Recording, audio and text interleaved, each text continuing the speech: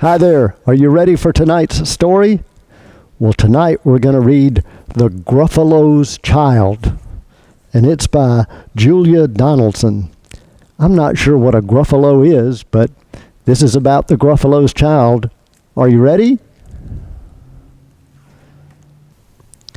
The Gruffalo said that no Gruffalo should ever set foot in the deep, dark wood. Why not? Why not? Because if you do, the big, bad mouse will be after you.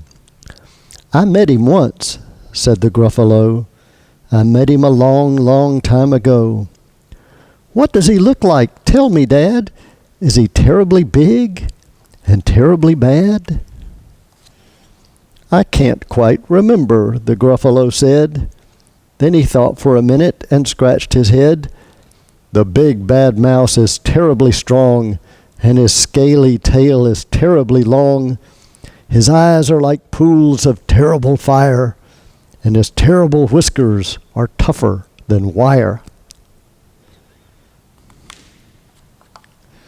One snowy night, while the Gruffalo snored, the Gruffalo's child was feeling bored. The Gruffalo's child was feeling brave, so she tiptoed out of the Gruffalo cave. The snow fell fast and the wind blew wild. Into the wood went the Gruffalo's child. Aha! Oh ho! A trail in the snow! Whose is this trail and where does it go? A tail poked out of a long pile house. Could this be the tail of the big bad mouse?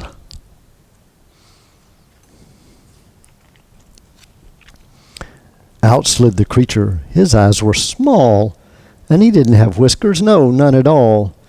You're not the mouse. Not I, said the snake. He's down by the lake, eating Gruffalo cake. The snow fell fast, and the wind blew wild. I'm not scared, said the Gruffalo's child. Aha, oh ho, marks in the snow.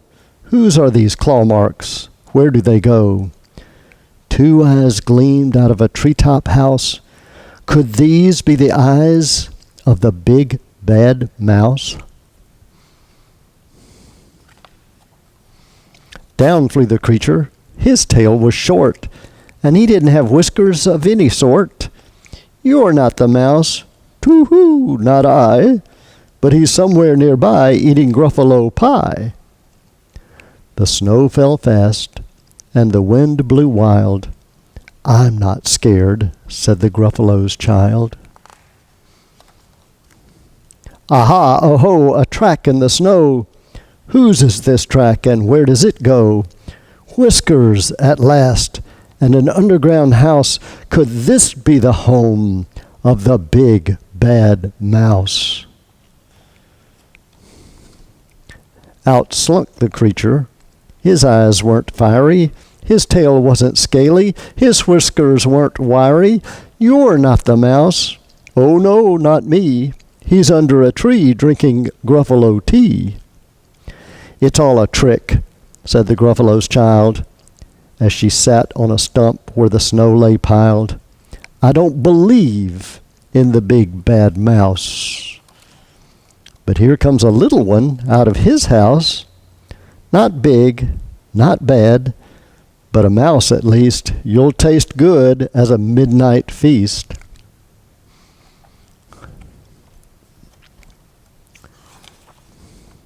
Wait, said the mouse, before you eat. There's a friend of mine that you ought to meet. If you let me hop onto a hazel twig, I'll beckon my friend so bad and big. The Gruffalo's child unclenched her fist. The big bad mouse? So he does exist.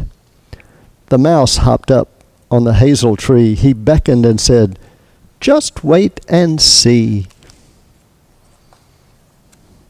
Out came the moon. It was bright and round. A terrible shadow fell on the ground.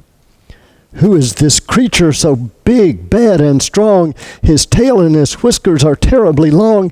His ears are enormous, and over his shoulder he carries a nut.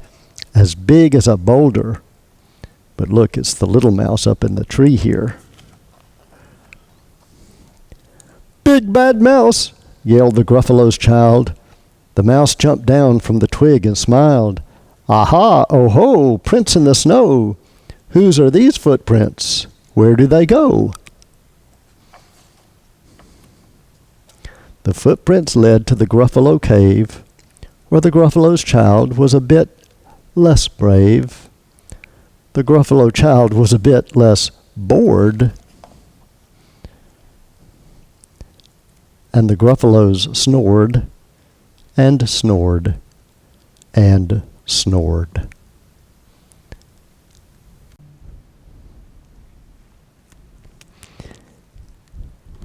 You know, what's funny about this book is that the Gruffalo was so afraid of a big bad mouse, not a little mouse, but a big bad mouse, and told the Gruffalow's child to stay away from it.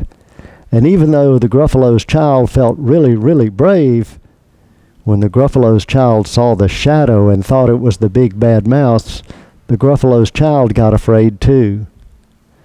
But isn't it funny? It was only a shadow. It wasn't anything real. So often we are scared of things and scared of people because we don't really know them. We don't really recognize the truth. Sometimes we find out that what we're really afraid of is just a shadow. It's not real. And if we look beyond the shadow to what is real, a lot of times we find there's nothing to be afraid of. Jesus taught us not to be afraid. Jesus said as long as we have faith, faith should cast out fear. That means that when we believe in God and believe that God loves us and act on that belief, more often than not, it will replace our fear, and we find we don't really have anything to be afraid of. There are things that will hurt us. I know that. There are things that are dangerous. I know that too. And our mamas and our daddies try to keep us safe. But some of the things that we're afraid of are simply not real. And before we give in to fear, before we treat others badly because we're afraid of them, maybe we should look for the truth and make sure we're not afraid of simply a shadow. Do you know why Jesus would try to teach us how to be faithful and not be afraid? Sure you do. It's because he loves us this much. So God bless you. God bless you that you remember always that you are the beloved child he created you to be. Good night.